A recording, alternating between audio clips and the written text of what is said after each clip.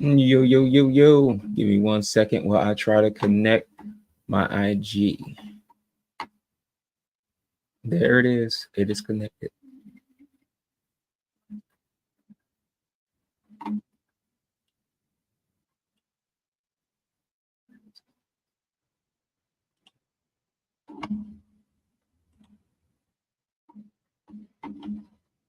Bam, there it is. Well, welcome to 2024, everyone. I hope everyone's doing well. Today, let me put on some background music or something here. It's a little dry. Let me see. So today we're going to be talking about lessons I learned from 2023. 2023 was one of my most social years. If you're interested in actually getting in this conversation, let me know.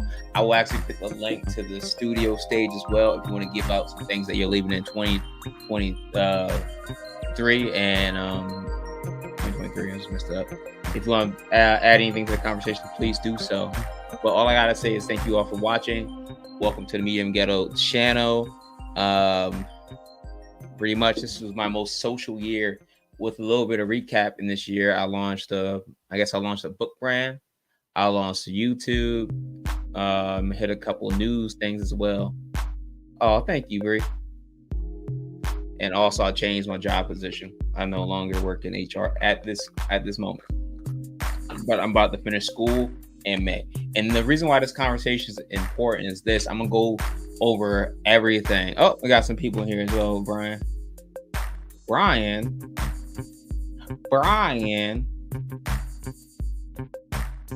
Which Brian is it? Is it Foster? You. What's going on? How are you, Jamar? It's the first time I've seen you ever and forever. It's been a long time. How you been? I'm glad you're here. Just so I won't have one of them crazy rants. No, have the crazy rant. I just wanted to listen in, see what was being discussed. I was talking with my brother earlier about a podcast pertaining to a lot of what you were already going to be discussing for this evening. So we wanted to just check you out, see what you had to discuss, and if we could add to, we will. But otherwise, we just listeners. All right, bet. With that being said, all right. So I'm gonna let you get in this. So give me 3 things. It could be anything. You could like anything. That you're gonna keep in 2023. What are the lessons that I'm not taking? That I'm not taking with me. No. Yeah. What are you not taking into 2024? What are you changing? Because the reason why, I'm gonna preface it with this, right? So this year I learned a lot about like cycles and things like that. And I think it was in May I started realizing something. I started getting around the right people. Like people who are like making good money, people who are living happy lives. And a lot of them, I realized a lot of us are focusing so much on healing and we're not focusing actually on doing. And with that being said, I was reading a book about relationships in every manner, and it was talking about the karmic cycle. So many times we're going through the same thing and we're just not learning the lesson. So I feel like 2023, so many people learn a lesson. And I'm hoping they break the cycle.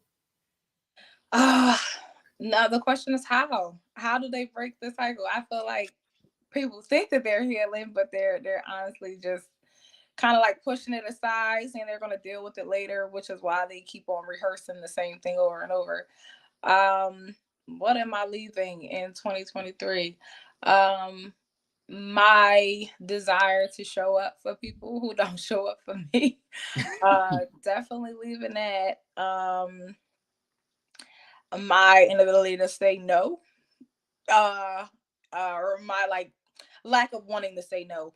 Not that like I'm a yes woman at all, but I do like to show up for people. I do like to be the support system, the cheerleader and everything. But I do also recognize how important it is for others to also be that for you. And when that's kind of on a decline or it's just not there at all, it's like, what's the point of you being a part of my tribe if you're not really a part of my tribe? And a third thing, what else am I leaving in 2023?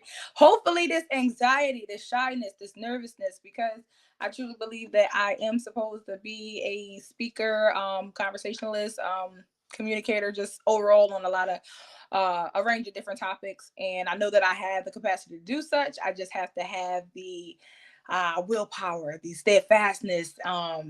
Yeah, just continue to push through and do that. But that's pretty much all I'm really leaving in 2023. 2023, it was beating my behind, but I fought back.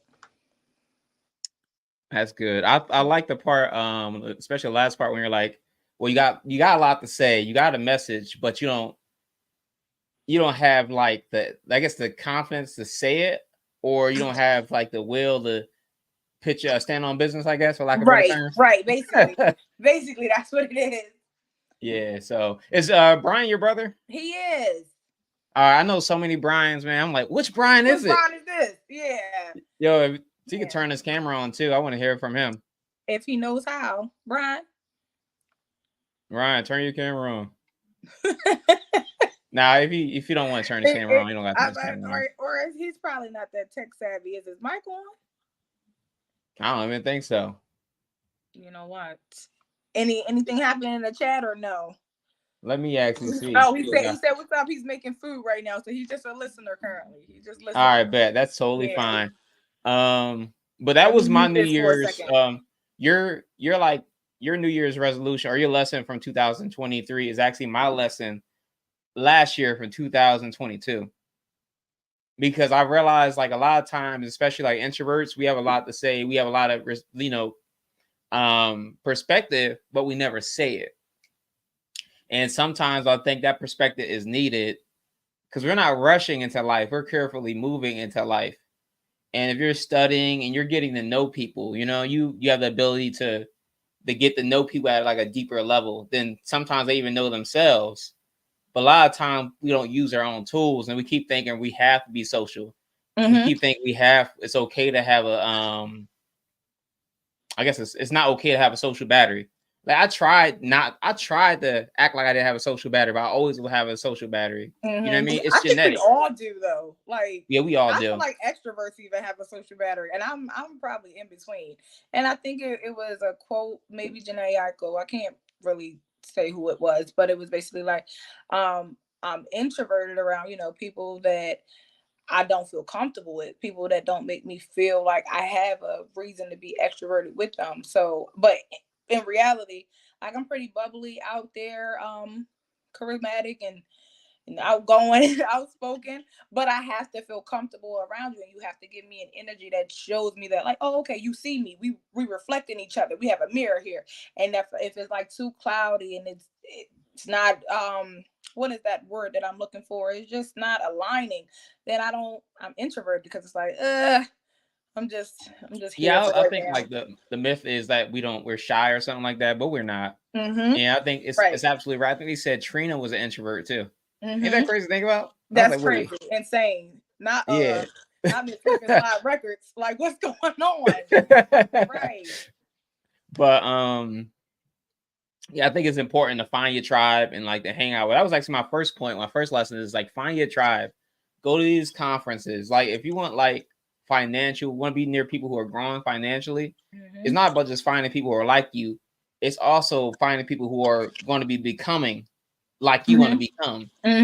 Yes. Because if you just find the people and you arrive and they just stuck there and they already became and they're not becoming, right, then it's not going to work out. It kind of get lost in transition because who am I going there with? Like you guys are already established, you guys are already here, and it's a little bit more difficult. I mean, yes, you have something to look up to. Like, okay, like I'm aspiring to be within this crowd in this, like this is like a mean girl play group, but not the mean girl. But I want to be a part of this, and who do I have to go up there with to join with me? So yeah, I definitely would want to be amongst the becoming tribe. Exactly. We're doing this together, and we can learn together, experience, go through all of those, even flow to get there, rather than, oh my God, they're already they know. Like that's why I'm so nervous with being around actual speakers to a degree. It's just like, dang, you already know your delivery, you know how to do all of this already, and I'm over here tongue tied, like, oh wait, let me redeem myself. So yeah, I mean, you just gotta grow out of comfort, grow in discomfort. I should say. Mm-hmm. So yeah. I think like the growth and discomfort, that part is very important because so many times we just want to be comfortable. Mm-hmm. Mm-hmm. It's good to be home. Right. Right. It's so easy to be like, oh, I just did a full day of work and just go home. You know what I mean? Yeah, and we're so used to that doing our 8 and skates, especially as it pertains to work. So when do we have the chance to really, grow in discomfort? Like it'd be rare because I don't know if we really apply ourselves that often to do so, because again, it's uncomfortable, it's unfamiliar, we're not used to it. So how do I make myself be like, oh, you know what, I'm trying to get familiar here, and then I want to get unfamiliar somewhere else. So, and that's even it's powering when people, they decide I'm going to take a road trip alone, I'm going to do a solo trip. I feel like, what? As a middle introvert extroverted person, I'm like, I don't know if I can do that, not yet, but Not yet. I have to grow in discomfort. You do. I think one thing too is like getting a coach. This is what the next point was, like getting a coach, getting a mentee relationship. You should have someone who looks up to you near you, and also you should have someone who's you're looking up to. Agreed. Because like at the end of the day, if you have like, let's say you have a trip planner, that person's gonna be able to say, yo, you be like, yo, I feel this way about this, and they can let you know that's normal. And sometimes you just need someone who went through it to let you know that those cues are normal and what cues are not normal. Absolutely. Absolutely. Oh my gosh. So that's actually interesting as is, because it's like, oh, you got a travel advisor, but a travel advisor in life, with life. So as you were saying with the coach, the mentor, like, you will be uncomfortable here. You will feel a little bit abnormal, but you're supposed to. This is not familiar land for you. You ain't never been to Jamaica. You've never been to Iceland. So yeah, this will be a little bit uncomfortable for you, but I got you. And that is Exactly. absolutely important. So I would definitely agree with that. Yeah, man. As soon as you have like what took them to take, it may take them like 10 years. It may take them a little longer than you, but they can let you know all the cues to make your life and your growth faster. So And much that's what I'll be easier. looking for. Right. Absolutely agreed. I think that's what my brother and I were just speaking on earlier too. You better chime in, Brian, and say something. Oh goodness. Man. But I want to go to the next one. Focus is more than saying no. And this goes with like, this is what I learned too this year. It's with the mentor relationship too. So who are you preaching to? When you preach, it's going to reflect back on you. What you give, you're going to get back. I know right now I'm doing YouTube, I'm doing a couple other things, and I have mentees I didn't realize they were my mentees until they contact you all day like, oh, I did this, what else did I do? But it's nice to know that I'm learning things, because if I understand it and it works out for me, that's good. But I understand things even more, and I feel like I'm on the top of my game now that I can actually teach people and get them results. And it actually makes you more accountable. The reason why I would say mentees and mentors, a mentor helps you be more accountable. Like a mentee teaches you where you used to be. A mentor shows you where you can be. Okay. Now where we find that at? You gotta find a mentee. You gotta find someone who wants to grow with you in a way that you're a little bit ahead. And it's okay to be that way, because they're probably asking you questions they need help. You have to go and find and seek, because the environmental factors definitely play a part. And it's like, I didn't grow up having mentors, mentees, people that were really looking for better, because they was just like, what is that? And I know they exist. I absolutely know that they're out there, but they're like, where are they? How do I find them? I don't know if you read, I'm trying to think of the book, but it was saying with mentors, it was like you don't have one mentor for everything. So you got your spiritual mentors, your financial mentors. Let's say we want a financial mentor, right? So next year, I'm trying to get a group of friends that we're going to go to InvestFest. I'm also trying to save up my money so I can afford a booth to sell my books at InvestFest. And it's like one of the largest festivals when it comes to like finance. It's ran by the people who do own, like, was it Earn Your Leisure? Okay. And they had people, they had people such as the owner and the owner and current CEO of like Chick-fil-A there, all these billionaires there. So it's a great network. And then they also have people like you and me who are also growing as well. And it teaches finances. And that's where you find them. You just go in the pond where you know your people inhabit. Good advice. Definitely. You know what I mean? Like I think we're trying, like, let's say, you know what the rate is for people to get out of poverty? What is it? It's around like 4 to 6%, right? That's For us to very, get that's out of very low. poverty. Yeah. So saying that is like, that means only about 94, only like a bunch of people are going to be in the crowd. Like 90 Right. over 90% is going to be the crowd. So yeah, I realized like the That's what I'm saying. numbers That are against percentage you. is extremely low. Exactly. Like 4 to 6%. So what you got to do is you got to just be like, yo, you're going to easily be able to tell who's actually getting out the crowd. That's how wild it is out here. So we got to start like seeing who's actually doing. I mean, even if I was a fisher and I was out here throwing out bait and everything, the likelihood of getting one of the 4 to 6% trying to make it out is still like, what That's am I wild, pulling ain't up? it? Like, what am I pulling up? Oh wow. Yeah. That's insane, but it's definitely believable. But I mean, that's also to a degree based on conditioning. To a degree, 94% are there for numerous reasons, systematically, all types.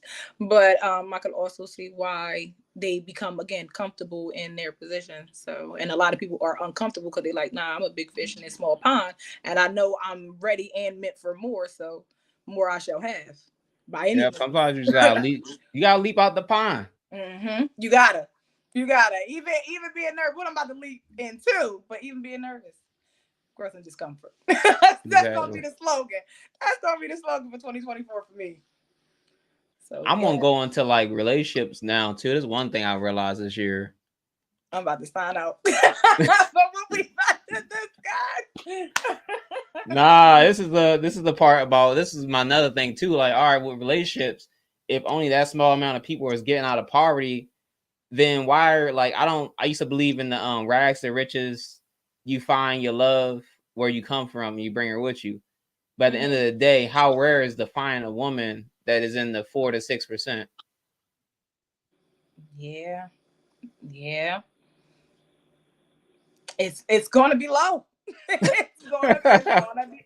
It just is. I don't know if it's like what inevitable. I mean, it's possible. It's definitely possible, but I'm still on the search, flashlight and all, cause yeah, I don't know.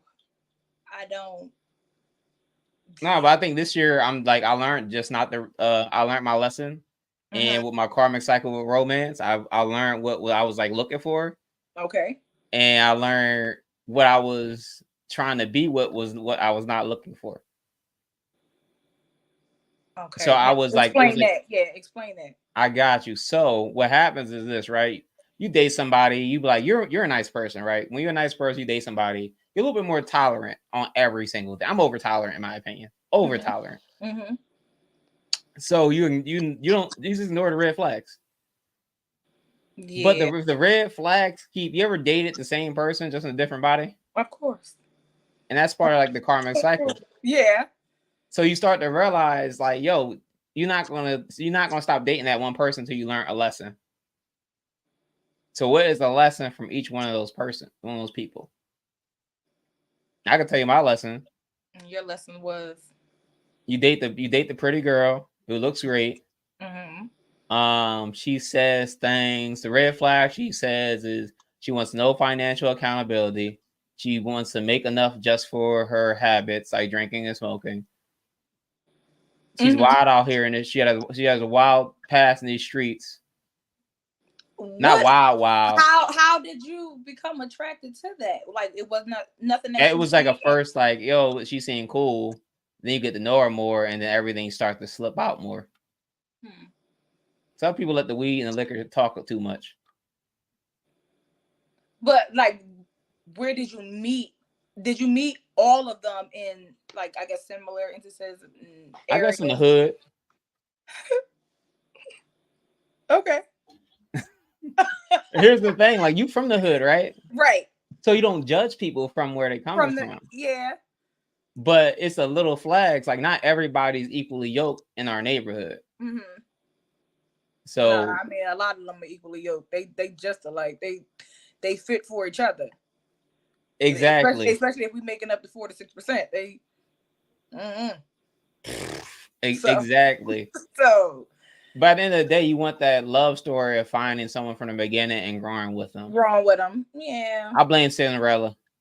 I I mean, bring. and then I blame Disney. it wasn't for us anyway. However, I mean, I even feel like the likelihood there could be slim because again, are we growing together with the same like agenda in mind, with the same like similar mindsets, plans? If not, then we already not equally yoked. Like, what is our purpose? What are we doing this for? I It's think exactly. I think we need to ask like actual like questions in preparation for the potential future together with the people that we are trying to engage with. Like, oh, I like this person. They are beautiful, but am I just being what is the word? Brian, say the word for me. Jamal, say the word for me. It's a word that I'm using. I Am I just call just it being being over delusional or over tolerant. we're gonna say Delulu right now. But just based off of appearance alone, like, oh, that person looks good or They're Oh, so you fun. superficial. there we go. You Superficiality. superficial. All There right. we go. He chimed in that eventually. But yeah, and I think with that, we tend to, oh, this person has the appearance that I want. This person speaks similar to me, but do they think similar to me? We don't really try to figure out the people. We don't even court in terms of dating, especially men. Y'all, I don't know if men court anymore. You It's on just some real shit. I think it's more tricking than courting now. yeah. I mean, it's what is normalized now. Nobody That's actually trying to another be one of my points, different. by the way. Like how we're normalizing like disgusting habits. Hmm. Like it's some wild shit out here. I've heard this year. There's no shame. There's no No, shame in these streets anymore. Once certain people got a name, I don't need to try to shame anybody myself. I mean, it is what it is. But once certain people got a name, and they started being the entertainers and just well known, like, oh yeah, play that. And then we start to rehearse it, mimic it, allow that into our sphere. And next thing you know, oh, I want the same thing they want. But do you? Do dude. you really want the same thing that they have going on? Ah, Yes, we've been But what? conditioned before we had a standard. That's the problem. We've been conditioned before we had a standard. mm-hmm. Mm-hmm. And I think the standard is so warped because we've been conditioned. So we're built for success. We're engineered for success, right? But we were programmed for failure when it comes to almost everything. You're welcome. You like it? Does it taste? Oh, not. Oh, hold on. Yeah, mute that. Yeah. Now, what I mean by that is like, all right, let's say they're superficial because at the end of the day, like the music is saying this, the culture is saying this, but you want the opposite. Mm-hmm. And somehow when you get the opposite you want, you don't know how to appreciate it because you've been so brainwashed to only appreciate what the culture wants. 100%. 100%.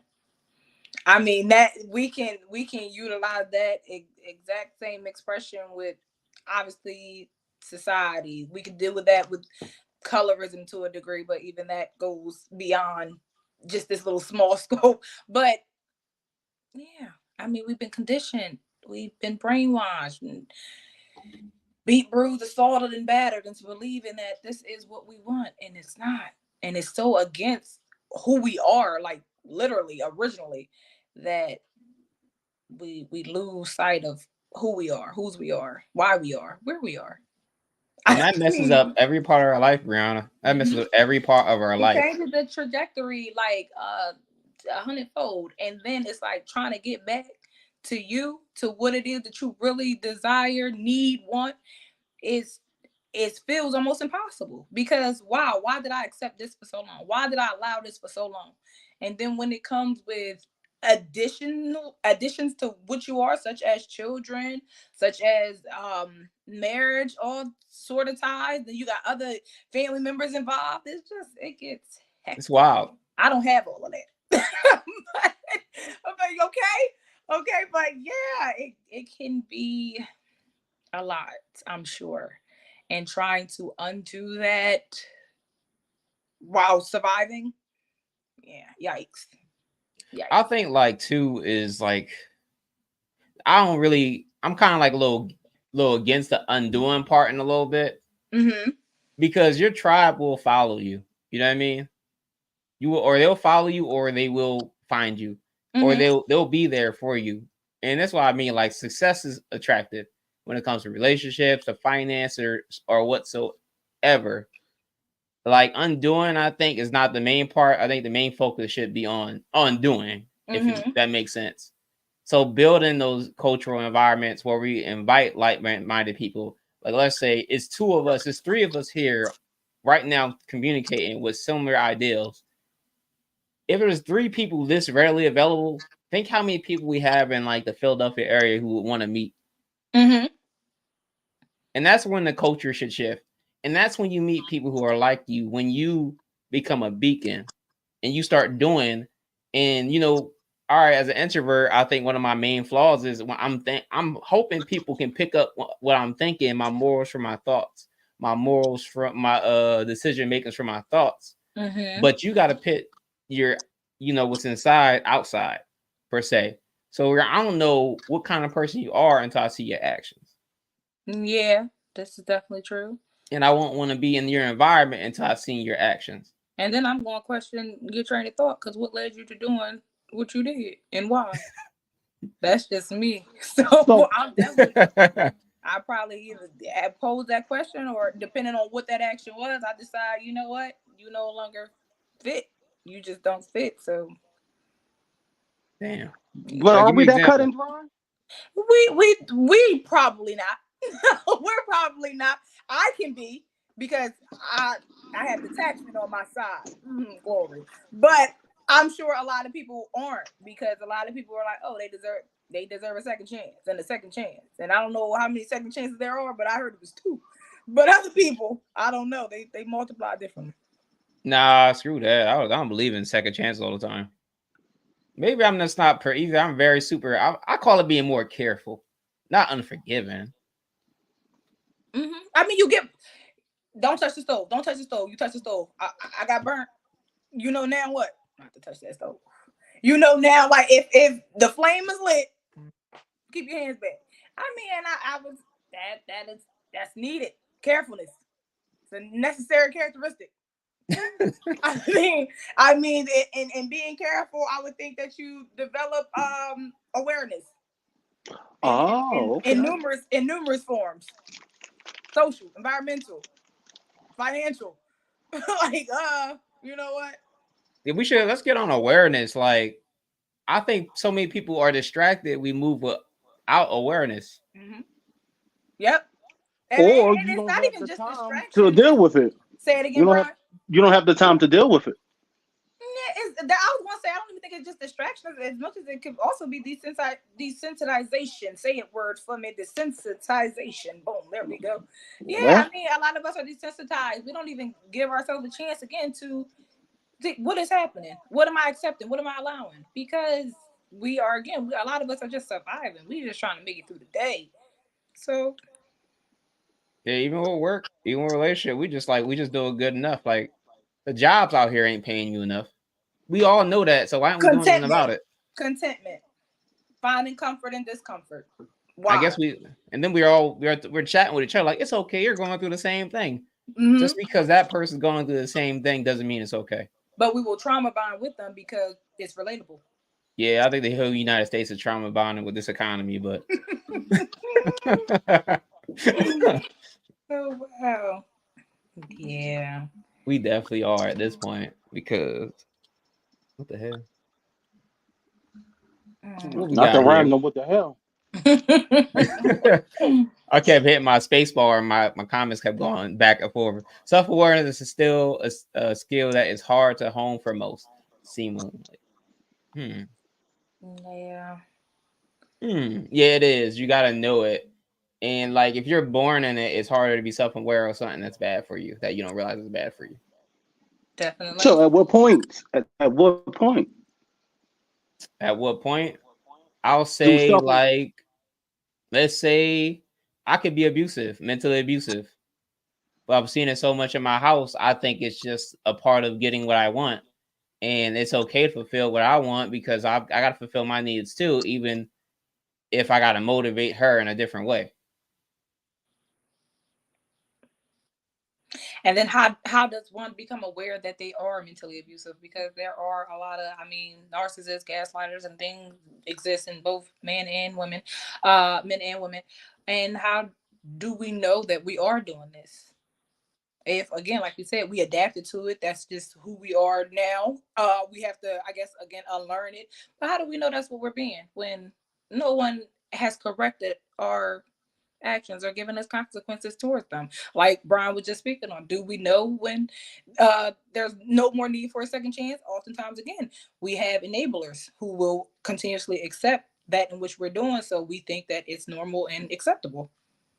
Yeah, I think one person said you either grow from inspiration or desperation. You're making a change from those two things.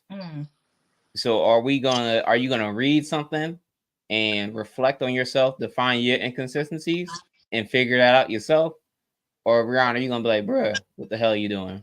And the likelihood of us actually trying to read and learn, oh, those weren't healthy, that's not good, it's slim. It's again based off of us trying to do what? Survive. Right? Self-preserve, even at the extent or whatever of utilizing other people. Like, we don't want to self-destruct, but we'll let you. It sucks.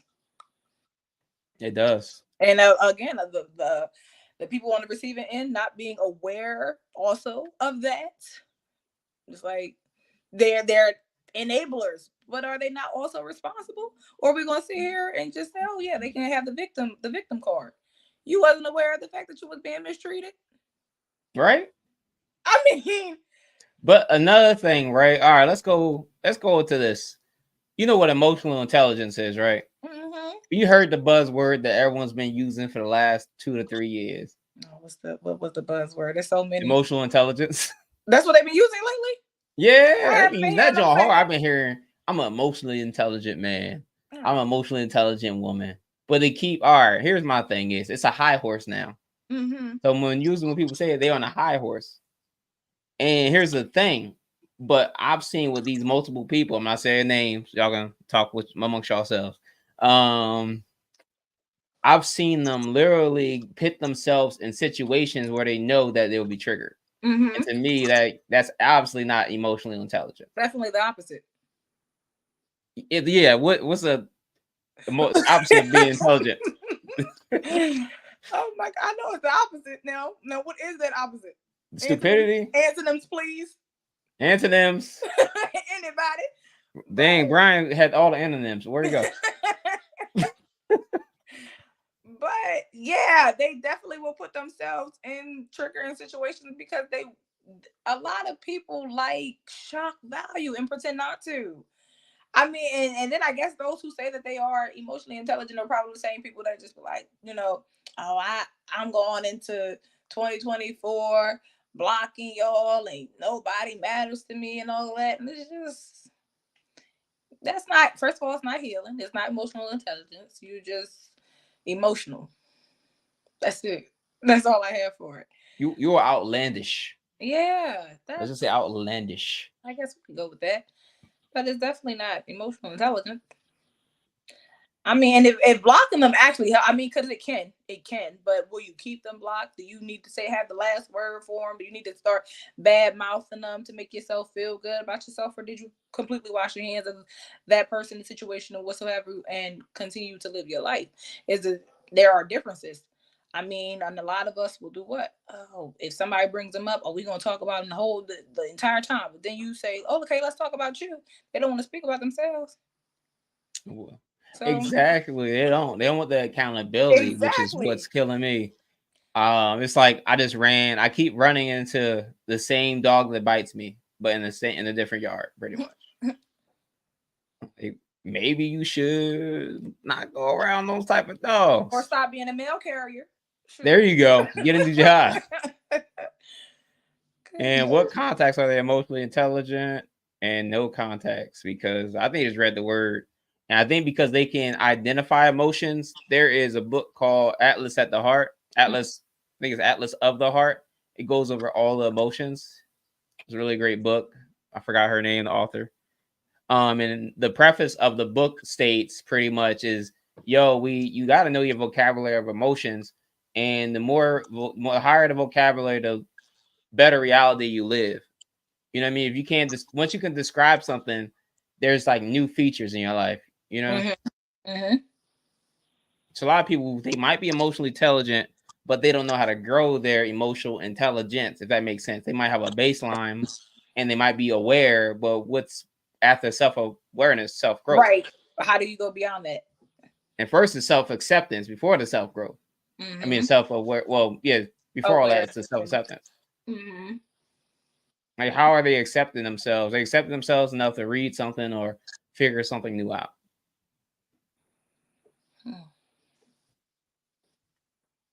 Yep. All right now. Another lesson I learned: money management is emotional. Do tell. All right, for instance, right? Let's say one big thing is this. Let's say I stay up all night. Let's say I stayed up over the time I need to stay up. I get up the same time at 5 a.m. in the morning. I went to sleep at 1. What am I going to try to get? An energy drink, right? If I drink, let's say I used to smash like 2 energy drinks a day. That's like what, 6? Whew. 6. That's $180 I'm losing a month on just energy drinks because I put myself in the mood to need one. All right, let's say even with a smoking habit, let's say I smoke okay, but I know when I'm more stressed, I smoke more. I'm gonna do that. Or let's say even with food, when I'm stressed, I go out and eat. I find like a comfort food. Let's go to brunch. You know what I mean? Right. But I know in the long run, this is gonna mess me up financially. Right. Or if I feel like this person, let's say I'm in a fleeting relationship, this relationship is definitely about to end. They got all the characteristics of the end. But I'm trying to make it better by spending more money and time with them. Or like it can be even simple. Like, do you really need to buy anything other than groceries? Do you really need to, like, also they found out, let's say, you have a cheat meal and stuff for working out. If you don't have a cheat meal, it's most likely you're going to eat crazy. You're just going to binge back eventually, right? If you don't have a cheat meal. Right. But the same thing with like self-care entertainment. It's better to invest $100 in rejuvenating yourself, and then one day breaking down and needing to pay thousands.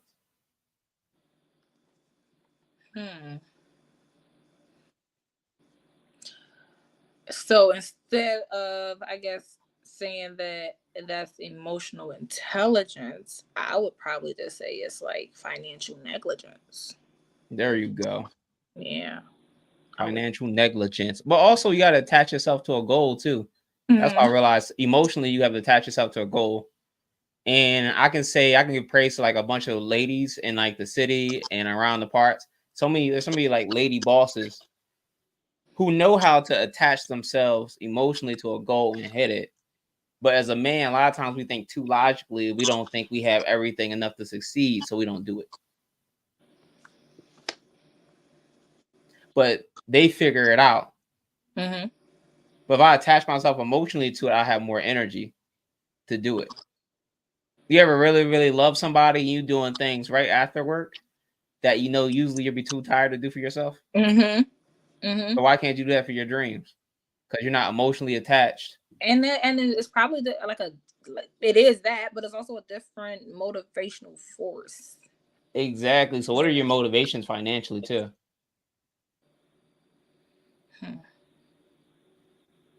And I couldn't answer that question, to be honest with you right now.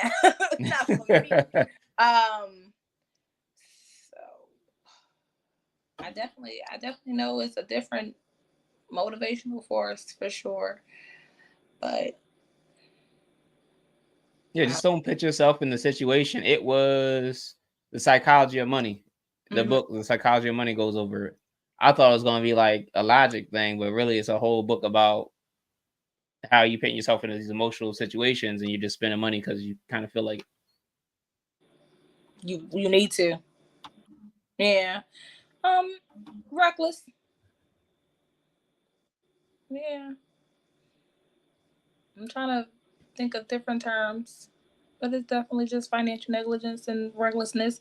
The a lost sense of worthiness and worth. hmm. Um, How do you think we get worthiness? Because oh, apparently that's deep. That's apparently some deep. people are starting off with the worthiness that takes us a decade to get, but as teenagers, how do we get the audacity to ask for more? Because you don't get what you want, you don't get what you deserve in life, you get what you ask for. Brian, you probably have to mute your mic. Could you repeat that, please, Jamar?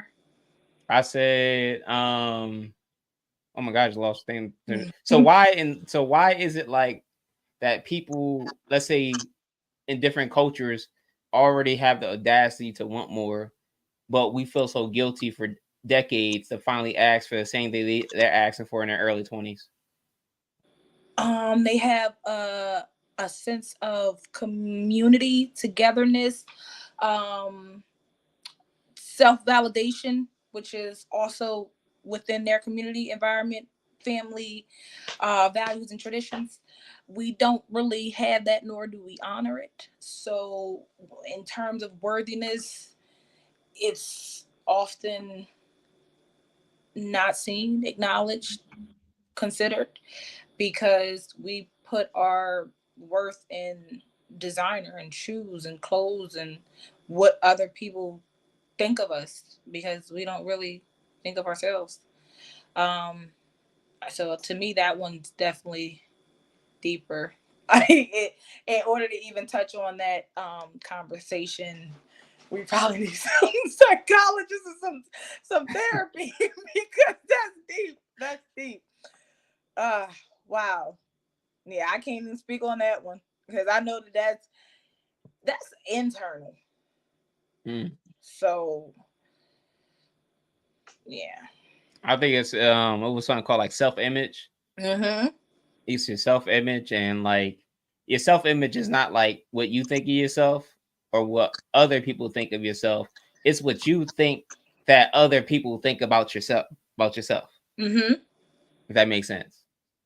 So it's what your perception of what their perception is of you. Of you, which is problematic though, because does it matter? I mean, it matters, but does it matter if that makes sense? Like, what do you think of yourself? How do you feel about yourself?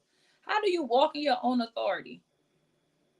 That's true. But I think like the whole thing we gotta accept too is that we're all social beings. And that's why I had to accept we're a social animal. So we gotta stop fighting the need to need other people and start cooperating with other people. That's just my belief though. Yeah, yeah. Especially because everybody, in one way or another, want to be heard, want to be involved, want to be included. Um, yeah. Even as introverts, like even if I don't show up, invite me. There you go. What Invite was me. it? You just remind me of my the little imagery I wanted to give out at the beginning with introverts. Like you said, there's not just introvert, extrovert. Mhm. It's a whole it's a scale. It's like a whole meter. It's a spectrum. There it is. Right. So like the big difference too with the spectrum is we still have a social cup. Let's say but your social cup when you're an extrovert is like a pitcher, a gallon pitcher. Takes a lot more. But your social cup as an introvert can be a shot glass. Mm-hmm. It's a little bit. I don't care how much you pour, it's just a little bit. Right. For sure. Oh wow. Let's see what the I'm still a comments little are. bit stuck Traditionally, you on will the get your sense of worth from your father. Hmm. mm. That might say a lot for what. Kyle, that's interesting. I have a great relationship with my parents, but I definitely think I get mine from my own father and late grandfather. So with fatherless homes, That's why I said, oh, you need some therapist. 1980s and 1990s Black culture, mass amount of individuals abandon the village family concept. I'd agree. I would agree. Yeah, that's so true. Damn. And I think it does take a village. It takes a village for adults and it takes a village for kids. At this moment, we all need a village. How do we get it? We need village leaders who often create a culture from themes and similar behavior. And similar behavior comes from similar beliefs. I think one of the issues is the fact that we have the entertainers, for the most part, raising the children, raising the adults even. We even seek out philosophers? Do we seek out like actual teachers, like the old school? I get the old community teachers, the people who did used to lead. We look towards people of it's not academia, but like again, like basketball, anything sports related. We don't really look towards anything that would benefit us in the long run. We want quick satisfaction, quick results, quickness in general. We have like a fast food logic, and that's how we develop, and it's sad, but I think that's the reality of it. So I don't really know how we would get the village back. I think we just gotta we have to create a tribe, then the tribe can create a village. I would agree. And we definitely got to do background checks on those who we say are a part of the tribe, because they can't just be a part of the tribe because, oh, I'm a little bit familiar with them, I like them. Okay, what about them though? Like what's their past life like? What did they, not their past life, but what they used to do, what they got into. I need to know about them before I allow them around children, other adults, whomever, because we all have our triggers. We all have some things that like it's not deemed acceptable to a degree, so everything has to be assessed. It's a lot that goes into that. I mean, what was the last, I guess, like innocent village kind of thing that we had? Was it like the Black Panther Party? I don't know if anything happened after that, but who's doing that anymore? Nobody. It's kind of like you get your money, you dip off, and you trick. Like a better. Right. You get your money, you go trick. Right. But like there are billionaires who do invest like into schools and stuff like that. But we rarely seen it.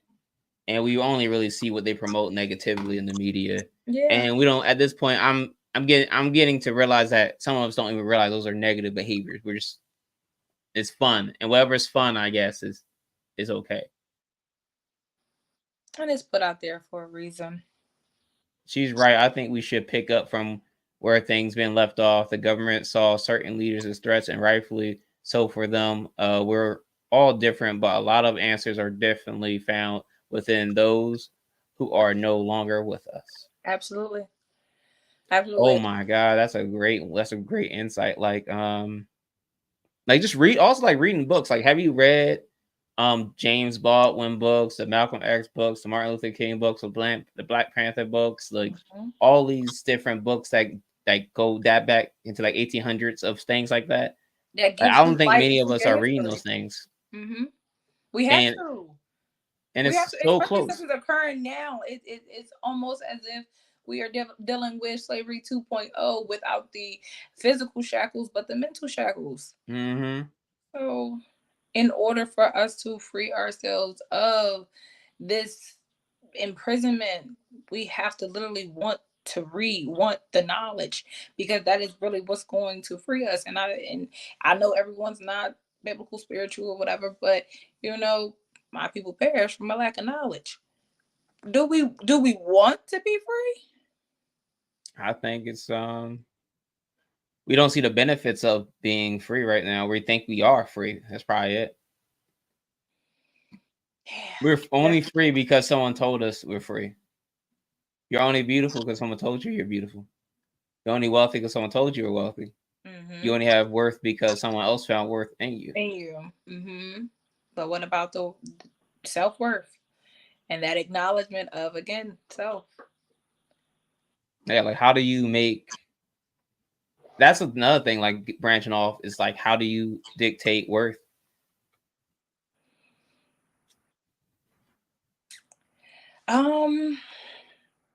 Daily habits. Like, what do you do? How do you invest in self? How do you honor yourself? What do you do? And I think those are important questions to ask yourself. Like, what do I do to honor me? What do you do? As for me, Yeah. As for what I do, I tend to do my best to eat well. I read labels to see what is going inside of my body and on my body, being as though I know that the skin is the largest organ. And then when it comes to the internal, okay, we're gonna see what she says first. Read what she's saying so I can still think about the things that I do. I personally get invigorated by all the videos I watch on YouTube, the Malcolm X interviews, learning more about Huey P. Newton. I gotta learn more about him. So on and so forth. And we are too distracted now. I chose to watch the videos I mentioned prior, but that has to compete with cheap thrill content like arguments about silly things. Like tricking. I'm joking. I think tricking's hilarious. Yes, I will absolutely second that. I'm definitely mindful of what I pay attention to. You dictate worth based on the value you provide. Break that down, Kyle. You got bars tonight. Break that down, brother. Break it down. Give me something. Break it down. Yes, read them labels. Yo, on Surreal. I've been doing like this fit market thing. So what they do is they give you all organic fruits, but they're like weird sizes. But my body feels so great from just eating all organic. It's a different type. It's like my cells have oxygen, my body can breathe. It is the weirdest thing ever. I'm less stressed. I'm more tolerant. I'm able to focus more. And like it's truly beneficial, even when it comes to meat. If we still eat meat, I do. But in terms of eating grass fed, in comparison to those that they bulk up with GMOs and all types of just harmful agents that they like, hey, you gonna buy it anyway. So yeah, it's horrifying when you see the numerous ways in which they are attempting to poison us. It's really mass genocide, but we ignore it. Because again, I kind of feel like it's desensitization. I keep getting stuck on that word and I'm upset, but it's definitely that. We keep trying to make it and survive. I got a rebuttal from your brother with the market thing. What he said? Them labels ain't good if the market is controlled. Okay. If the market is controlled. And I wasn't saying that the blame of Black people condition is solely on Black people at all. I could never say that. I definitely know that it's systemic, and it's definitely systematic, and intentional. So I could never say that we are the cause, but I could definitely say that we enable it. We definitely do. Yeah, I have to say that.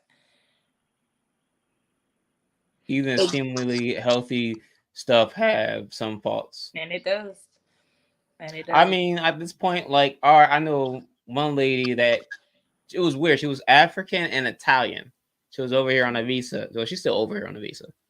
And she was telling me like the food in Italy is different, and she got acne from eating food, the same food over here. And I believe But it. but she wasn't I breaking out believe it. while over there. I would say I have to agree. Especially because I cannot consume Mexican food over here, but when I actually went to Mexico, no, I could eat it. It was digestible. So I definitely think it's different. I don't know how different, but different. Mm. Um, But with that being said, we're gonna go on a positive note here. We're gonna yeah, talk let's try to about lighten the load because it was heavy. It got dim in here. got a little dim in here. But we're gonna go to like, all right, guys, what are your plans for 2024, and how are you gonna break the cycle of doing the same thing every year and saying you're gonna do better next year? Oh, we need a That is resolution. my preface for this next part. We need a resolution. There's been so much confusion. Where's Aaliyah at? Okay. Right? Yeah. Anyone want to answer that? Or Jamar, you want to answer that first? What are you I doing? know my first one is this. So my book is so one of my resolution is to learn more skills than to actually worry about healing at this moment. It's 100. So I worried so much about self-growth. Self-help books is an addiction, I realize. You're addicted to reading them. They make you feel good. They be like, oh my God, this is so great. Law of attraction, blah, blah, blah. It feels so good for the possibilities of somehow manifesting a different life, right? It's euphoria. It's like Narnia almost. Like somehow you're gonna go in your closet, you're gonna slip, and you in a different world where you're a hero. Mm-hmm. That's how I thought. I'm starting to realize. But so I stopped purchasing books with more, let's say, um, steps in it, more practical steps. I got right here, 8-second PR, Mm-hmm. and it literally it's from a lady who's been like a representation on all the major news networks and everything like that. She teaches you how to pretty much get PR for yourself and advocate yourself, how to write letters and do all the practical stuff. I think we as a people need to stop worrying about all the healing parts and heal while we're building, if that makes sense. 'Cause I think we're trying to heal first and then build later. And I think that's inauthentic. Mm. Yeah. I think we should absolutely be a little bit like the organic fruits and veggies. Like let people join you on this journey of becoming well. Absolutely. I'm full of cooperation this year. I'm Mm-hmm. realizing like cooperation is actually magnifying my goals and my results, you know what I mean? And Mine, teams. mine is going to be accountability and correction for myself. That way I have discernment when it comes to others. Like, are you a person of accountability and correction? That means that I can work with you for sure. There you go. I know you said one of your things is you want to do a podcast or you want to do something. Yeah, I want to do a podcast. Initially I was going to call it "We Are Not Dead, but We Are Dying," but my brother said it was too dark. That was too dark, and although it's an attention grabber, a lot of people be like, that's too heavy. But I felt as though it met us exactly where we are. I like it. It kind of sparks emotional. Right. It And makes that's me want to. It actually makes me want to watch. So if you want, definitely connect with me. I'll give you my number. I'm off the whole week, but if you want time, I can give you a resource to one of the courses I purchased. It goes over everything from video production to everything that you okay. may be thinking. Okay. We'll definitely catch up after this to further discuss for sure because Because I think you can yeah, and do I it. feel like because we are typically emotionally drawn people, again, a lot of times we click on things that is for shock value that does, oh wow, what they discussing? What's that about? What she mean by that? And I feel like it'll create a necessary discussion, this discourse that is healthy, mindful of where we are present and how do we get the solution that we're looking for. And that's what I want to do. And I want involvement, of course. So I don't want to just be, oh, I'm all on the right and I'm the only one speaker. Again, accountability and correction is what I'm looking for. So I'm definitely willing to hear other people's side. That's just who I am. However, I want us to come up with solutions that make sense, that we can pretty much all adapt to, get on the core with. There's no reason, again, that we should be spending 1.6 trillion a year as Black people and somehow being as broke as we are as individuals. It just does not make any sense. So we are not dead, but we are dying, and we are being enablers of our own demise, and we can change that trajectory if we so choose to. But if we continue to go the route in which we're going, with some of us making it, just like, and I'm a fan of Jay-Z, but however, when he talking about, I told him, look around, homie, it's plenty of us. As far as how many of us are actually doing well and wealthy, it's not plenty of us. The higher that you continue to rise, the less likely you are to see people that look like you. So, Absolutely. so if you want those who look like you to also rise, you have to be like Harriet and go back and get them. So, and Absolutely. if they decide that they want to turn back around and not be saved, what she said, I kill you. That's what Because you're not about to mess up, you're not about to infiltrate, you're not about to put all of us in jeopardy because of your fear. If you were scared, then you should have stayed on that sidewalk and stayed where you were comfortable at. But it's time to have those uncomfortable conversations so we can what? Grow in discomfort. Absolutely. I agree wholeheartedly. That's why, like, with the mentee, I think the mentee thing is super important for you Very. too. Is once you start making it, that's when you should have a mentee. I remember I was hanging out with some people like in Miami, and one biggest thing is this. It's one person, he's the person who's in charge of the whole conference, but he has mentees who are 21 to 25. And what he's doing for them is he's helping them build skill sets. Mm-hmm. And with these skill sets, he's not just like, all right, just work for me. You know what he's doing? He's taking these mentees and then making them work for big names like B. Simone and these other really, really large people and actually get their name out there. Mm-hmm. Mm.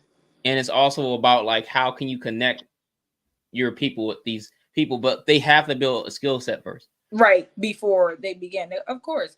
And I think that that's absolutely powerful and important based off of the fact that networking is key. Networking is so necessary in order for us to get to the next level. So that speaks to me in my own profession. It's an oversaturated field, so I must exalt myself and those who I serve to gain what I feel I deserve. Indeed. Absolutely. And honestly, Indeed. it's not even about how it's not always about how good you are. I believe there's always gonna be someone better than you, but it's who they see the most. Mm-hmm.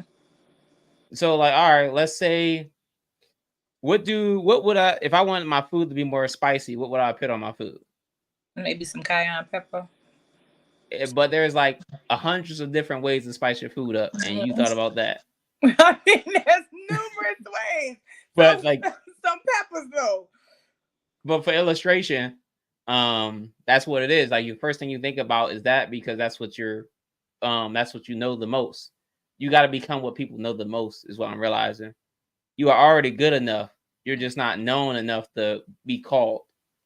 You don't have a track record yet. That's my other lesson from two. Creating a track record. You already know how to do a bunch of stuff. You just aren't doing it enough to have a track record and be known to do it. Mm-hmm.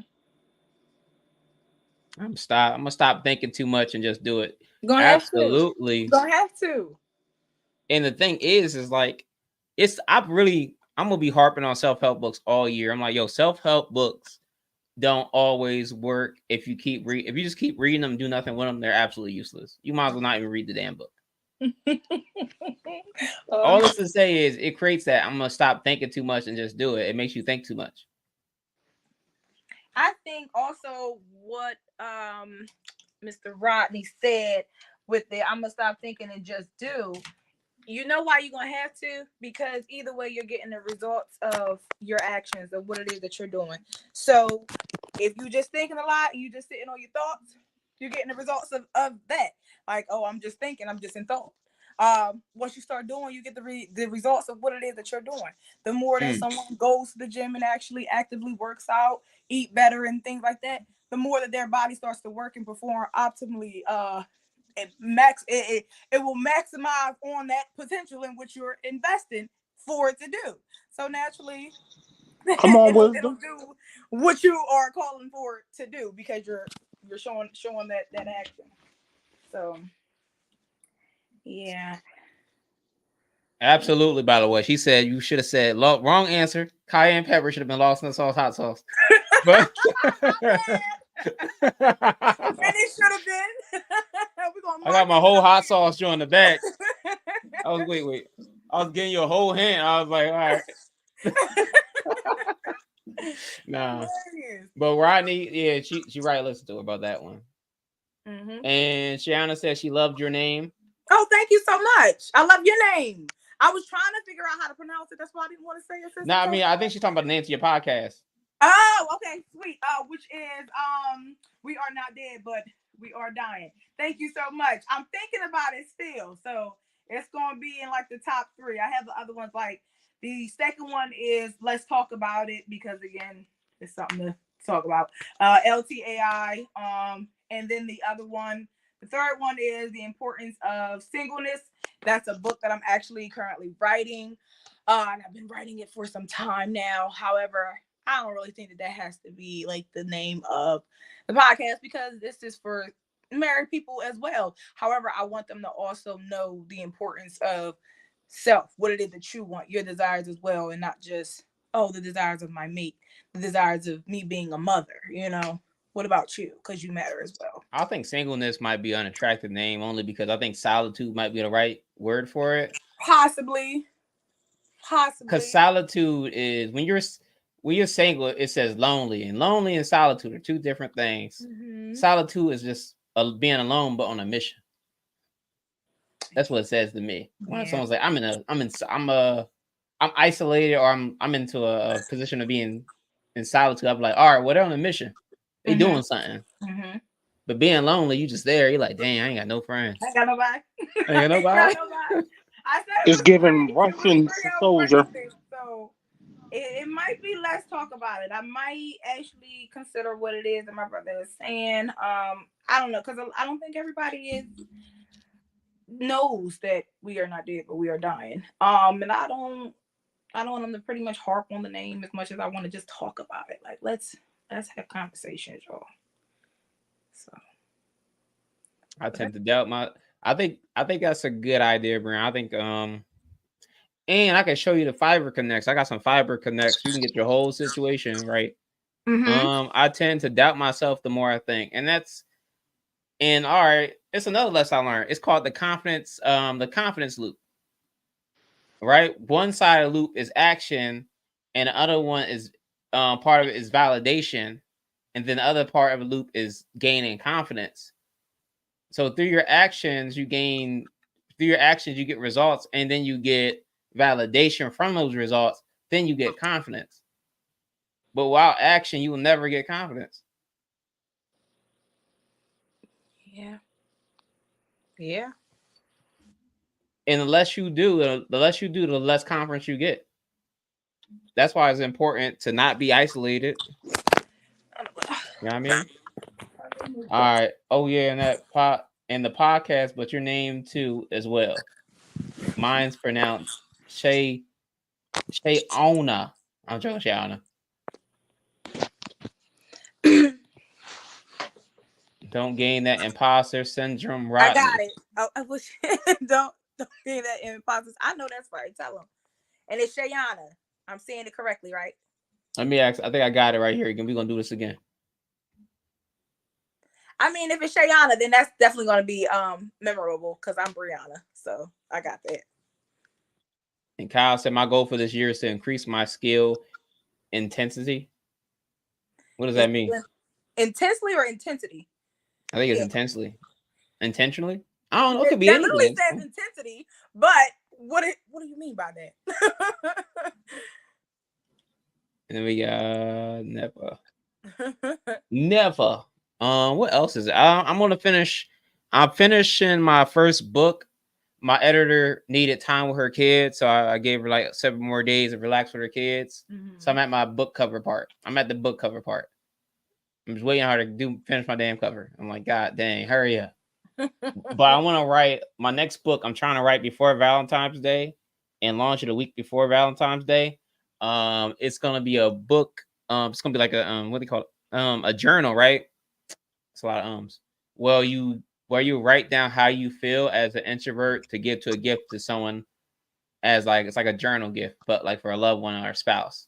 So it's gonna have like 52 writing prompts, and there's gonna be affirmations, and it's gonna be something just to give your spouse or your loved one, just to be like, hey, this is how I feel in all these situations. I just wish I could tell you these things, because I honestly believe a lot of us are so distracted that we're not near our spouses because of work, because of other responsibilities. We don't get time to have those meaningful connections and conversations.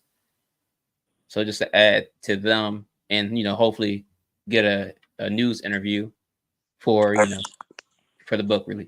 That's really interesting as well, based off the fact that for 2022, I said that my book of the year, with all the books that I do read, my book of the year for 2022 was a writing prompt that I had got from Five and Below, based on the fact that the book was asking me about me, and instead of me reading about other people's experiences and history lessons and all types of things, I was finally able to write about me. And that was so important and vital to me, because I'm just like, dang, I don't never do I talk to me like outside of just talking to myself like I'm fake interviewing and stuff. Do I actually, go back and see how I felt about myself during this time, and what a certain prompt or whatever it would say, how did I feel about answering that question? And I thought that was so important. I think a lot of people need to invest in a book that asks them about them, because who are you? Whose are you? Why are you? And where are you? And I think that those are some important questions to be asked and be answered, especially by no other than the author of your own life, which is you. So, Oh, yeah. I like that. Yeah. Um, Okay, Kingy, I like that. I like that. I got so I got a writing coach right now. So I got a writing mentor named Jessica Amaro. She actually also gives out 15,000 plus books in Africa every year and stuff like that too. And what she got me on, I can show you the book I got. It's actually holding up my mic, not my mic stand, my camera stand at this moment. But it's called Ready, Set, Plan, Then Write. And she gave the book to me for free. And what it does is it helps you structure your whole high content book so you can write it. Okay. And what it allowed me to do is I wrote my book, my rough draft, in 2 weeks. Oh, wow.